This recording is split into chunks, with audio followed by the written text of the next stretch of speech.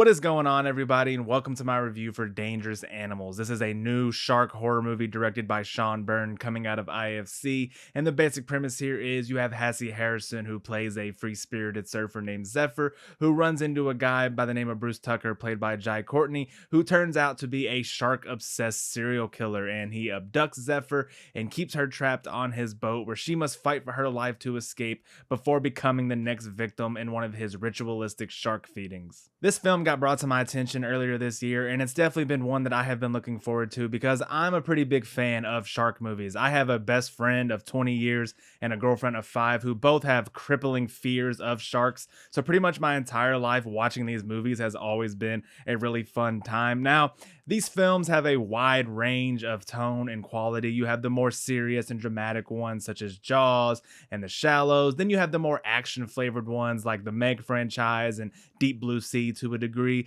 And then you have the full on comedically ridiculous ones like the Sharknado franchise, which I actually think those movies are the kings of so bad it's good. And of course you got the ones that used to come on the Sci-Fi Channel back in the day, like Giant Shark versus Three-Headed Turtle or whatever the hell. Those aren't really my cup of tea. Mainly because I don't like huge pieces of shit in my tea.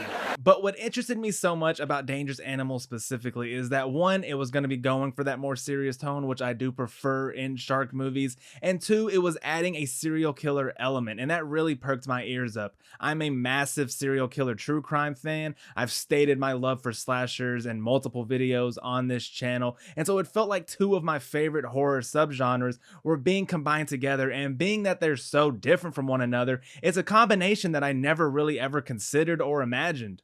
So even with the shaky track record that these kinds of movies have, my hopes and expectations were pretty high. But did I get what I was looking for, or did this movie leave me sleeping with the fishes? Well, we'll get into that, but first, please consider hitting that like button and subscribing to the channel as well for more movie reviews from yours truly. Make sure to get down in the comments below and tell me what your favorite shark movie is. I'd love to read what you guys have to say.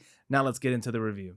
As always, starting with the positives, and even though this isn't one of those fast-paced, over-the-top, action-packed shark movies, it's still a ton of fun, and I think the main reason for that is the performance that we get out of Jai Courtney in here. Now, he's one of those actors that I feel like back in the early 2010s, Hollywood really tried to push and make into a star, and for whatever reason, nothing ever seemed to stick, and ever since then, he hasn't been out of work or anything like that, but it hasn't been at the level that his potential once suggested. However, for my money, this was by far the best performance I think he's ever given in his career. The way I would describe his character in this movie is if Nicolas Cage was a coked up Australian serial killer with a shark fetish. And if that description doesn't have you intrigued, I'm sorry. You must be real fun at parties. Now, obviously, that is the description of a very wild character, but there's other sides to this character and performance as well. He's not just a whacked out kook for the entire runtime of the movie. He also has the ability to come off very charming, and you can understand why certain characters are comfortable lowering their guard around him. But then at the drop of a hat, he can completely flip the switch and turn into this very imposing murderer that you're meant to fear. He also has really good comedic flow and timing and is able to slip in a comedic line here and there without diminishing or ruining the tension of a specific moment or the overall movie itself. And when he does do this, it's actually really funny. I would say that the success rate he had in terms of laughs had to be damn near 100%. I think as a killer, he really stands out too. You know, all classic villains of horror have their weapons that they are associated with the most. You know, Jason has his machete, Freddy gets the finger knives, Leatherface has the chainsaw. Well, the killer in this movie has sharks for his weapon, and I think it's an element of the movie that is really creative, and he immediately jumps to the top of my list of killers that I would least like to be murdered by. I do not want to get eaten by sharks. I will take the machete from Jason any day of the week. Overall, it was just a super zany and wildly entertaining character, and it all got driven home by a fantastic Jai Courtney performance, and I really loved seeing this from him, and it was easily my favorite part about this movie. I also really enjoyed Hassie Harrison in this movie. Her character Zephyr is essentially what would be our final girl in a typical slasher movie. And at first I didn't really know how to feel about her because she has a very cavalier kind of attitude that keeps her at arm's length. But as the movie progresses, she really started to grow on me. And by the end of it, I was fully on board with her as a character. And I think why she works so much for me is due to the themes that are being explored within this movie, because this isn't a shark movie that's just all about the killing and the violence and the shark attacks. There's an actual story here here, and honestly, surprisingly enough, the sharks are kind of put on the back burner for a majority of this movie. I could be way off here, this is just my interpretation of the movie, but what I feel this movie is about is drawing the parallels between man and shark. Zephyr represents the misunderstandings that sharks and a lot of people face who have a preference for a more lone wolf way of life, and Jai Courtney's character represents those misunderstandings, like sharks are nothing but non-stop killing machines,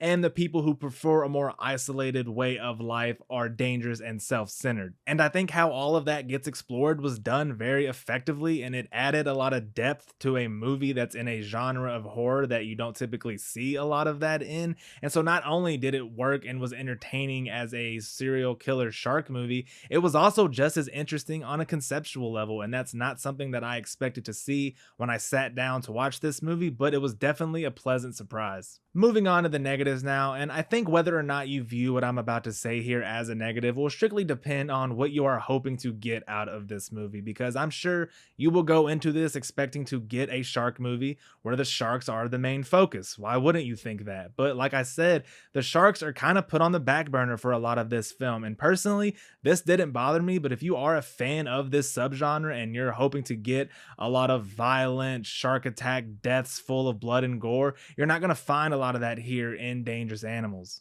You don't even really get to see a lot of the violence in this movie because for almost all of the kills, the camera is kept above water while all the damage is being done below water. So you kind of just see the victim thrashing around in the water. And this is just speculation, but my guess as to why they did it this way is because they probably didn't feel like they had the budget to really make the kills look good CGI wise. And so I would much rather get what we get in this movie than for them to try to do a lot more and it just look awful. So yeah, personally, for me, it didn't bother me how little the sharks are actually involved in this movie, but I could see some people wanting a little bit more out of the carnage side of things. And actually, I think the film's weakest moments, specifically in the third act, happen when the sharks do become more of the focus, because it's in these moments where things start to feel a little more familiar and therefore, at least for me, less interesting. I think the third act loses some of that tension and weight that the movie has built up to this point.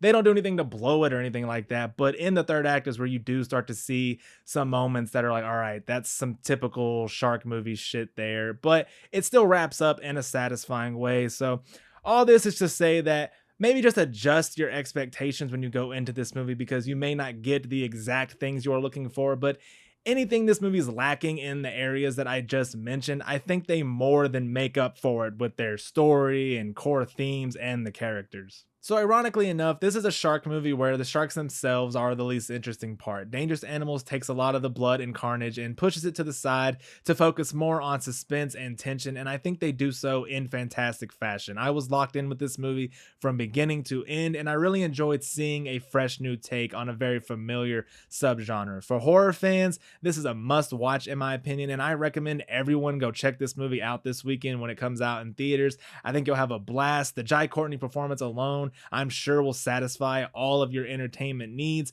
Once you do see the movie, come back to this video and leave a comment telling me what you think about the film. Make sure to leave a like on this video and subscribe to the channel as well for more movie reviews, and I will see everybody in my next one. Peace.